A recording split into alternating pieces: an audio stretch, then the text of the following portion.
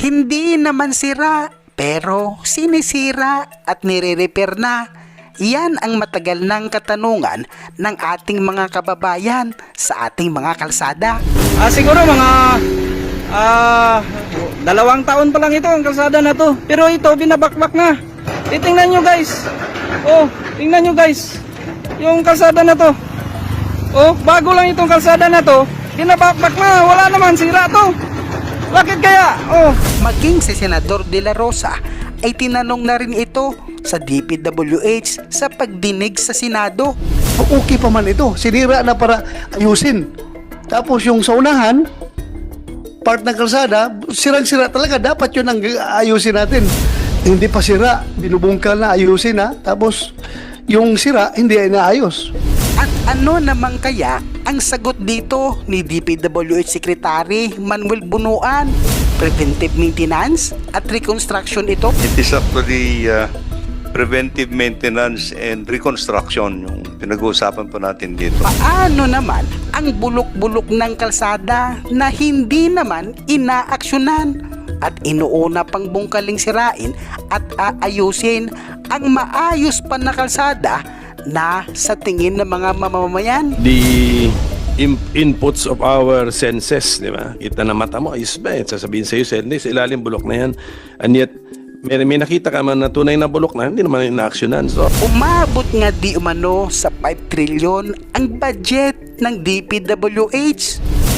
okay, 5.7 trillion, something like that, then 2 trillion uutangin.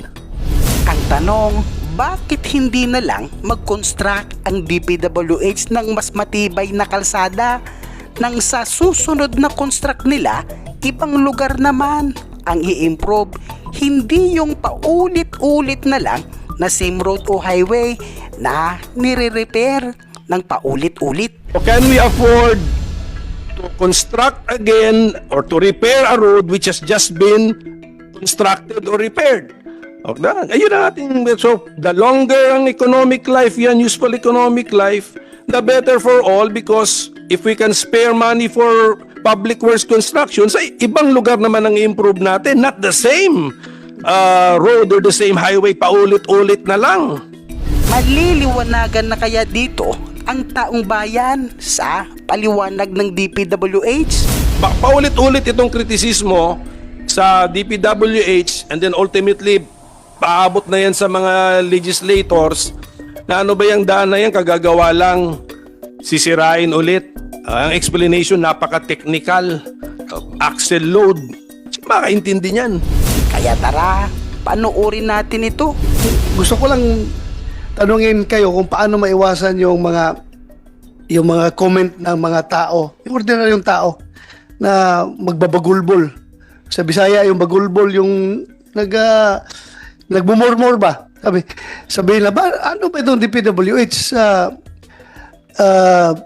Yung kalsadang ito, matibay pa, maganda pa, binubungkal na. Tapos yung sirang-sira na kalsada doon, hindi ginagawa, hindi inaayos. Yung mga ganong question. We've been questioning that. Kahit ako nagtatanong ko, bakit inuna itong sinira na okay pa man ito? Sinira na para ayusin. Tapos yung sa unahan, part ng kalsada, sirang-sira talaga. Dapat yun ang ayusin natin. So, yun lang. Alam mo kung maliliit na bagay lang yan, pero irritating on the part of the public ang makita na may magkukuhin pa na, sayang ang pera ng gobyerno dito. Hindi pa sira, binubungkal na, ayusin na. Tapos, yung sira, hindi ay naayos. Ganun lang. Paano natin maiwasan yan? Alam ko, doon na yan sa district level na yan, siguro yung programming, kung anong unahin, anong mahuli. Pero yun lang, sana maiwasan natin yung ganun. Yun lang nga, sir, kung anong masasagot mo dyan. Thank you. Well, thank you, Your Honor. It's a very technical issue actually yung issue, yung ganyan, it is actually preventive maintenance and reconstruction yung pinag-uusapan po natin dito. Kasi there is a point when the road starts to deteriorate, and it would be more economical actually to undertake yung preventive maintenance. Kaya yung medyo maganda-ganda pa ang tingin ninyo, but actually the pavement starts to deteriorate. So it will be more economical actually to repave it at that point in time so that we can save actually yung base and sub-base. Hindi na ho na natin gagalawin yung base and sub-base. It's just the pavement that we're going to replace.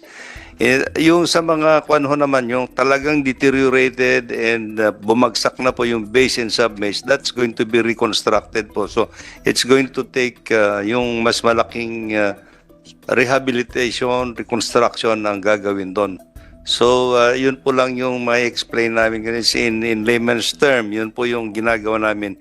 We have to prevent the further deterioration of the sub-base and base before anything else. So, we are just going to replace yung running course lang naman ho. Now, yung talagang bumagsak na po, yung nakikitang talagang worst na worst, that has to be reconstructed. Thank you for that explanation, sir. Magandang umaga po to the DPWH family. Actually, yung issue na rin ni Senator Bato, I think law student pa lang ako, sumulat na ako sa letter to the editor dyan sa Inquirer. I think it was the time of Vihilar. Nakita ko kasi sa Marikina, ganda pa yung daan sinsira na. So, and I was also, the answer was also a very technical answer. So, na mahirap paniwalaan eh. I mean, it goes against the inputs of our senses, di ba? Kita na mata mo, ayos ba? Sasabihin sa'yo, sa ilalim bulok na yan.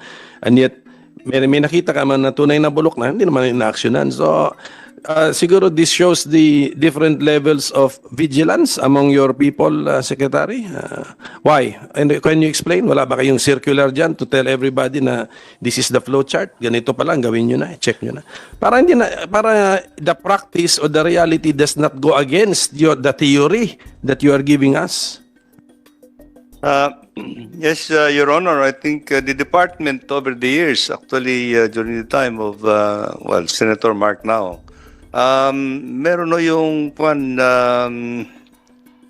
computer system that is actually monitored the conditions of the roads and bridges all over the country. And this is the basis for the program that we are implementing right now. We now have a good inventory of the conditions of the roads and the bridges as well, Your Honor. So, we have a pavement management system na, which tells us actually what is now the condition of the road, yung sa bridges, ganun din po. And what kind of intervention we have to undertake, Your Honor. It's a little more systematic now at this time. Pero ocular pa rin po yun. These are not computerized systems na may gauges kayo ron, devices. Ocular, you visit your engineers, siguro your best engineers, visit the public works projects, take a look at them, and then file a report. Ganun po ba? Well, because of the extent of the network and the bridges, we are implementing both visual and some equipment that we have used actually yung to validate actually, Your Honor. We have the dynamic testing machines, yung Winkelmann machines that determines actually kung ano yung structural strength of the base and sub-base. We have actually yung roughness index measurement, kung ano ng quality of ridership and things like this. That is being input into the system, and this is being centrally fed into our programs, Your Honor. Parang meron din system na parang X-ray na ganun. It can see the condition below the pavement man tawag mo doon sa stop surface. Yes, Your Honor. Yes, Your Honor. The condition below the pavement masisilip ng yung equipment. And hindi naman ho, we don't have the X-ray Your Honor, actually, this is what you're saying, to determine the structural value of the underlying layers, we use the what we call the dynamic Benkelman beam test. Ito yung madidetermine mo po kung ano yung structural value. Residual value of residual and structural value of the underlying structures, Your Honor. Sige.